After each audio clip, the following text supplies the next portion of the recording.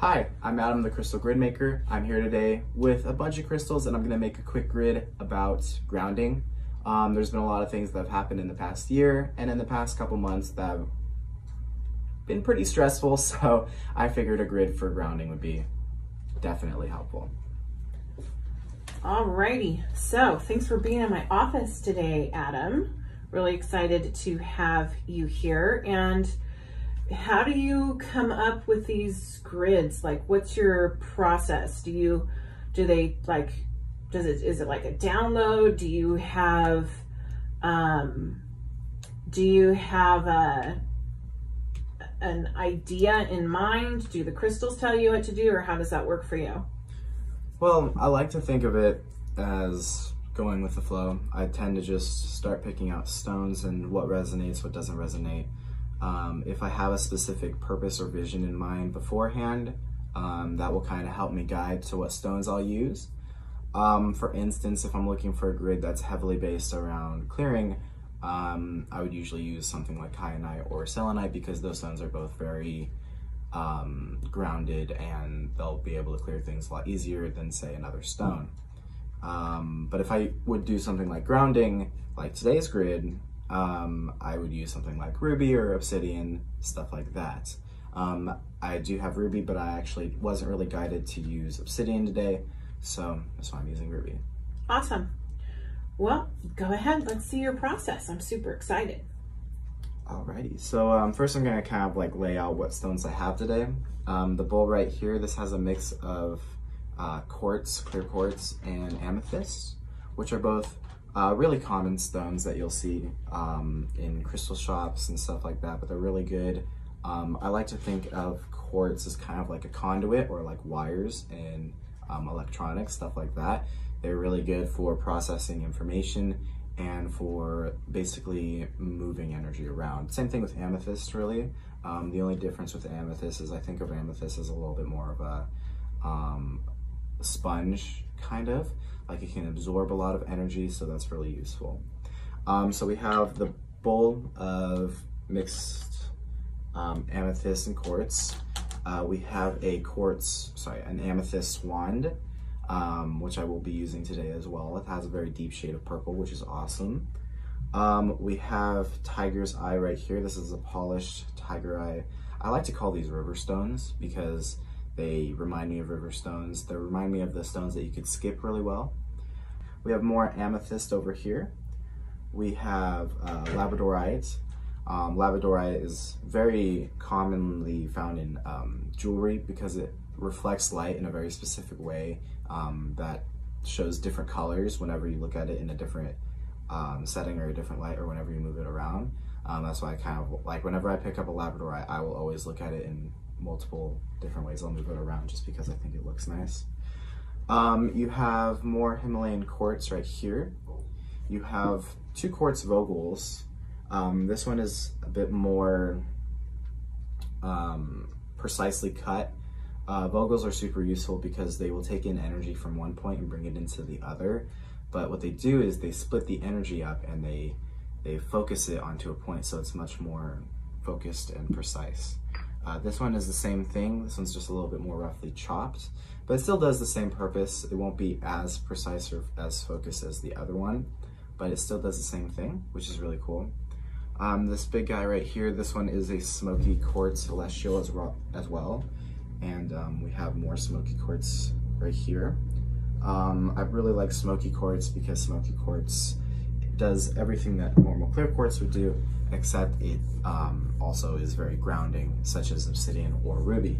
And speaking of ruby, we have ruby right here. I really like how ruby looks. Ruby you'll definitely see in a lot of jewelry because certain rubies are very deep shades of red.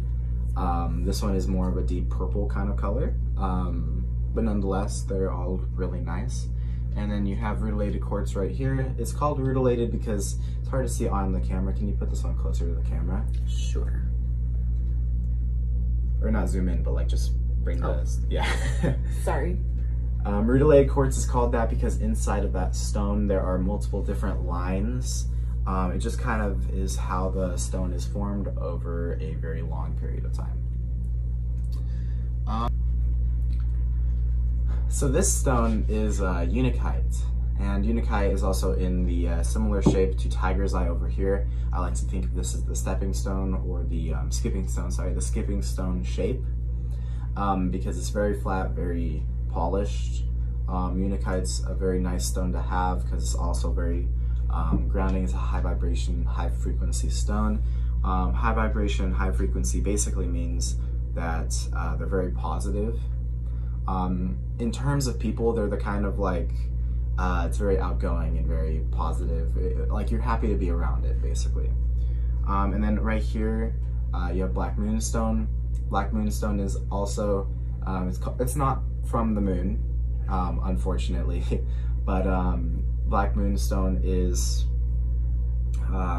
very, I don't actually know how to put it, but it makes you feel very calm. It's a very calming stone. It's very absorbent. Like it doesn't make you feel sick, but it's very like when you're next to it, you just want to, you know, release and just calm down a little bit. But that's all the stones that I have. So the first thing that I like to do whenever I'm building a grid, I'm going to kind of work you guys through my process, is I usually tend to start with the keystone. Now the keystone doesn't necessarily mean the biggest, the most expensive, the most vibrantly colored stone. It usually means the stone that is, it shows itself a little bit more from the grid. It's whatever you're drawn towards. Now that could be the most expensive stone, that could be the hardest stone that you could find. It could be one of these quartz pendants. Granted, all these quartz look very similar. They're all clear, they're all snowy white colored, very similarly shaped, very similar to each other, but one of these could be the key stones. Usually what happens in my case, I'm usually drawn towards a tower-like stone or a very thick stone that's shaped like this. Normally in this grid, I would either be drawn towards a stone like this or a stone like this one. In this grid in particular, I'm going to be using the smoky quartz tower, as I'll call it, as the keystone. And the keystone kind of works as the key or the control center of the actual grid. A good way to think of it too is whenever you're activating a grid, you'd usually go throughout different key points of the grid and the actual keystone of the grid. Now key points are actually points where you actually define the purpose of the grid. A lot of grids can be used for multiple things. Usually when you're building a grid with a specific purpose in mind, that grid will resonate more with that purpose than another thing. For instance, this grid is going to be focused around grounding. However, you could use it for clearing stones or clearing a room or stuff like that. But its purpose is for grounding, and that's what it should be used for. So I'm going to start by using this as the keystone. I usually put this in a central or a higher point in the grid, and then I'm going to start building it off from there. Normally, I would have a bigger table or something like that to work with. Usually I'd have this stone set to the side, so it's going to look slightly cluttered. However, you'll start to see the grid take a little bit more shape later on. I'm going to set these off to the side for now. The clear quartz, like I said earlier, is kind of like the wiring or the conduits of a grid. So those are going to kind of be my fill-in points. But I'm going to start with these stones right now. So to start off with, I'm going to start with our amethyst, the thick end pointing towards the smoky quartz tower. My goal in mind is for it to draw energy towards the smoky quartz from the different areas of the grid. My current plan that I'm getting right now is almost like a flow chart of a grid is what I usually try to think of. So the flow chart right now is for it to draw energy to the keystone, and the keystone will disperse that energy across the grid to allow it to ground, for it to end up back into the keystone and expel out to whomever or whatever you're trying to ground. So to do that, I'm also going to have our Vogel just directly behind the smoky quartz, and then I'm going to have the other Vogel pointed directly towards the amethyst as well. In between the amethyst and the Vogel though, I'm feeling to put the ruby right there too. As I said before, ruby is a very good grounding stone. So I'm going to put that there, and I'm going to build a little bit of an offshoot with the tiger's eye and the unakite.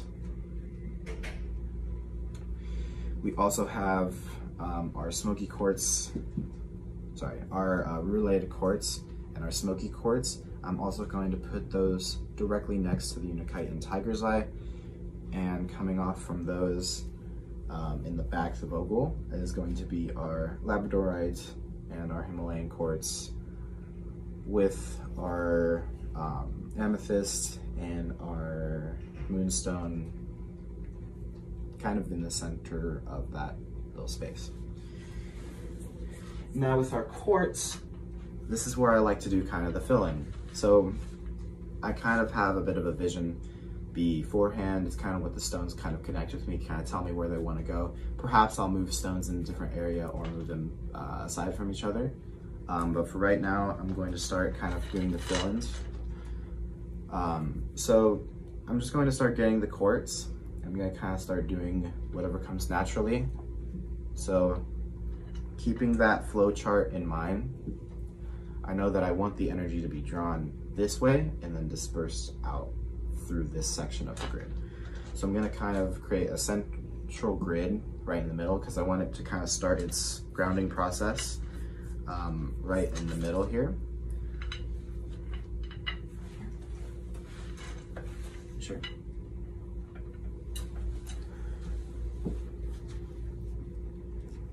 Okay. I can just hold it. I think that quartz is probably my most commonly used stone in any grid, just because I really like using it for the more intricate, delicate parts of the grid. It's very useful, and if you keep your quartz well maintained, and what I mean by that is cleared, in a positive environment, stuff like that, it is going to really accentuate whatever grid that you're trying to do.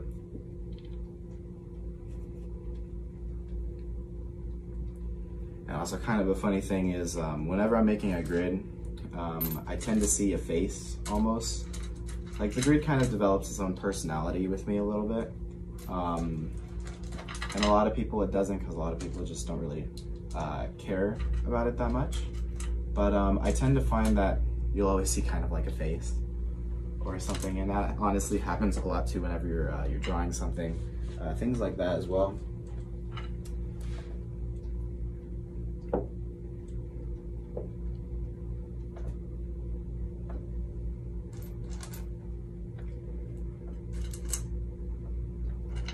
And also, if I'm ever teaching a class, this is also where I would usually kind of talk a bit more to try to get to know the people in the audience. Just because it kind of looks boring. I don't have as much information to explain anymore. I'm really just going with my instincts and what I think, how I think everything should kind of go together. And everything tends to work out.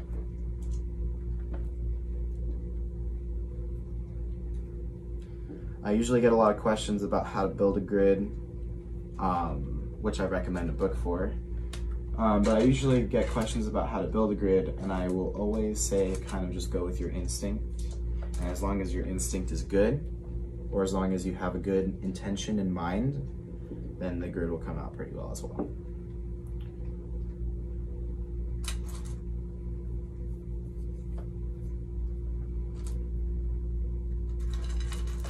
How long have you been building grids?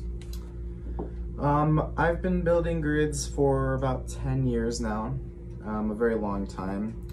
There was always a pretty good connection with stones in general, ever since I was a little kid, mostly because my parents, don't know if you guys know who those are, well, my mom specifically, again, don't know if you know who that is, but had stones a lot as a child, or when I was a child. And my sister had a rock collection as well, so I would tend to unlawfully steal from them. And, you know, my obsession with crystals kind of began, and now we're here. So I think that's good for the grid for now. A lot of people make grids because it's kind of a form of expression as well. You know, you get a lot of stones, you don't want them sitting in a cabinet somewhere, and you want them to be out in the open. You want to feel them all the time, and you don't want to seclude yourself from them. So grids can also be kind of a form of expression. Really, personally with me, the way that I transition from just trying to showcase the stones into actually giving them a purpose is really where I started to really see the benefit of stones working together, because each stone is separate by themselves. A lot of people don't think that they have an energy or have a personality or anything like that. But more specifically, when stones break or fall apart, there's still kind of a connection. So this is kind of giving that connection a bit more, because all stones were originally in the earth, right? So they all have the capability of resonating with each other. So this is kind of what the grid is doing. It's kind of allowing them to resonate with each other, therefore giving them a bit more of a boost, if that makes sense. And if someone wanted to connect with this grid, how would they do that in order to ground? So in order to ground, like I said earlier in kind of the flow chart description, the energy is focused right here, right? You put in all your energy right here and it will be drawn up and the grid starts doing its magic. However, before you do that, you have to connect to the grid. So a good way that I use to connect to a grid or connect to stones in general is think of any stone, usually the keystone. That's where I would go first. That's the easiest, most simplest way to connect to the grid, is using the keystone, because that's where all the energy will eventually hit, is right here. But focusing in on that keystone, closing your eyes and then thinking of a very positive memory or good memory, perhaps one from your childhood, the time that the ice cream man gave you a free ice cream cone just for the heck of it, something like that, something that's very uplifting and positive. Thinking of those two things that are separate and kind of combining them. So instead of the ice cream man giving you an ice cream cone, he gave you the keystone. You know, finding little creative fun ways like that too also just kind of brings me a silly little joy. And it's that kind of connection of happiness that allows you to connect to a stone, and that positive energy that allows you to connect very easily. I usually do that. Another way that I use to connect to a grid or a stone is kind of meditating on it. So closing your eyes, maybe having very calming music in the background helps as well. And just focusing very intently on the grid as a whole, and kind of imagining or forming a bridge in your mind or in your headspace, connecting those two things. While on the topic about connecting to a grid though, it's very important that once you are connected, after you do feel grounded from the grid, to kind of separate yourself from the grid after a specific amount of time. Because it's very important to separate yourself, because if you're connected for too long, it feels very good, it's very calming. But as this is over video still, and the grid's gonna be up for a while, but while you are connected, it gives you a sort of homesickness when you're away from the grid. Which is why when you're connected in person, it's a very, very strong connection, because you're right there. You can still connect to it over the phone or over a video or anything like that. But that process of homesickness kind of starts almost immediately. So you really want to disconnect after you're finished with it, because you'll start to feel a little bit sick because you're not next to the stones in general. So how would they disconnect? Just with their intention, or brushing the energy away, or what do you recommend to disconnect? Same kind of thing. I kind of think of it almost as like a switch. When you connect to the grid and you're using the happy memory method, it's kind of just working its way in reverse. So instead of the ice cream man giving you the stone, you realize, wait, that's not right. He's actually giving me ice cream. And kind of starting to separate those two ideas in your head. And if that's too hard or complicated for a lot of you, again, meditation works the same way. I'm very imaginative, so a way that I usually will connect to grids also is I actually picture myself building a bridge between myself and the stone whenever I'm just really concentrated. But the same way, you kind of just imagine yourself breaking the bridge down, or perhaps building the bridge in another direction if tearing the bridge down is a bit too negatively focused in your head. And the way that I say that too is because if any way that you're disconnecting the grid is in a negative way or a negative intention, then I don't recommend doing it, because that's the thing that you're thinking of last, basically. That's the last thing, that's the last imprint it has in your mind, is negatively, and that's what you don't want. You want to think of it in a positive light, in a positive way, and everything usually works out. Oh, do the crystals talk to you when you're building a grid? I wouldn't say talk as much, because the way that I usually get it is just a feeling. It's very hard to describe. I do get images, I do get colors, stuff like that. I do hear noises. However, it's very difficult for crystals to formulate an actual voice, because number one, a lot of people would find that very creepy, and then number two, it's not in their nature to speak. That doesn't mean that some of them don't, or some of them don't come off naturally as speakers, but it's very difficult for them to formulate words, because stones don't exactly have a language, and language is very different among a lot of people. Some people speak English or Portuguese or French or German or stuff like that, and you know, all those languages, it has to really connect with a person to kind of understand them or to formulate those words. So it's a lot easier for it to come off with colors or emotions or frequencies, different pitches of sound, stuff like that. That's an easier way for it to communicate. Now, if you have heard a stone talk or things like that, that just means that you're either very deeply connected with the stone, or it's a very natural connection, or it's already been with people and has sort of developed that sense of communication.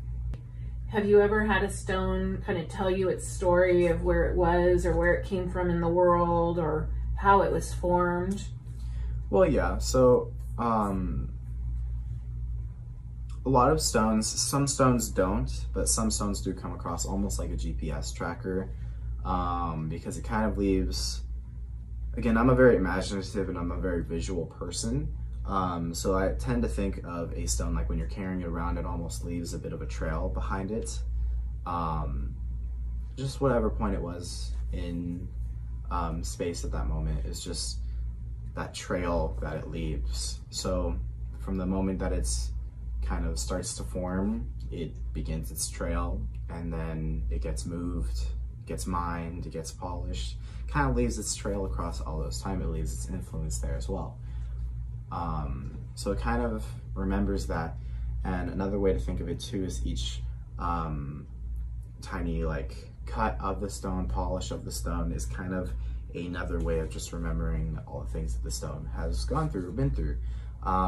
Because while it's on this journey, it might have been chipped, it might have been broken into two stones, it might have gone a scratch here or there, and all those are kind of just engravings of its journey. So your last world grid, you've had 2 world grids, and your last world grid was several years ago. What have you been doing since then? Just growing up, much to the displeasure of my parents. Yeah, I mean, since the last world grid, you know, a lot has happened. I think that the last big thing that I did as Adam the Crystal GridMaker was the George Norrie show, and that was back in 2018. So for the past few years, you know, I've just been really trying to focus on things like school, getting my license, getting a job, stuff like that. Don't tell my parents, but dating is kind of important now too, or whatever. You know, stuff like that has been kind of taking more of a precedence in my life. Crystals are still very important to me, but the Crystal GridMaker I made as a kid, and being the Crystal GridMaker was really awesome. I still am, and I'll still do videos every now and then, and I might revamp it a little bit, because remember too, my original world grid idea was supposed to be 5 different grids, so there are still 3 grids that I would still have plans on doing. What book would you recommend for someone that wanted to get started with crystal grids?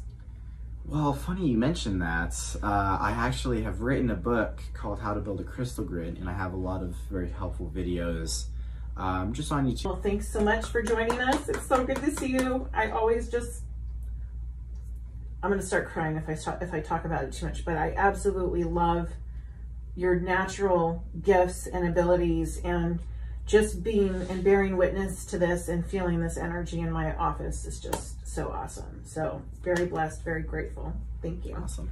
And for everyone who is watching, or for anyone who's interested, the grid is going to stay up, and the grid kind of leaves a bit of I used to call it kind of like a hologram. It kind of leaves a phantom of itself after it's been taken down. So you'll always be able to connect to it. But for the strongest connection, we're gonna leave this grid up for probably a couple days. Oh, at least a week. So we'll leave it up for a week for anyone who wants to connect to it. Again, focus on the keystone, think of a happy memory, and kind of combine those 2 ideas. And we are going to leave it up for a week, but just keep in mind, since the distance is very large, just disconnect from it after about a day or so, just so you don't kind of get that homesickness or that sick kind of feeling. But yeah, we'll keep it up for you guys if you want to invest your time and kind of connect with it, feel that kind of grounded state that we're kind of looking for. The grid is activated, so it's going to stay up for about a week, and then I'll deactivate it. You'll still be able to connect to it pretty much for forever, but you'll still be able to connect to it, but it just won't be that strong connection. So for the strongest connection, connect to it right now. Just whatever you're doing, just drop whatever you're doing, it's not important, and then just kind of connect to it right now. Yeah, and go ahead and just leave a comment what you think about it, how you feel afterwards, kind of comparatively. It really does help me out to kind of know the support to figure out about doing more videos like this in the future. And thank you so much. Thank you guys for watching, appreciate it. And that's another grid by Adam the Crystal GridMaker. Thank you so much.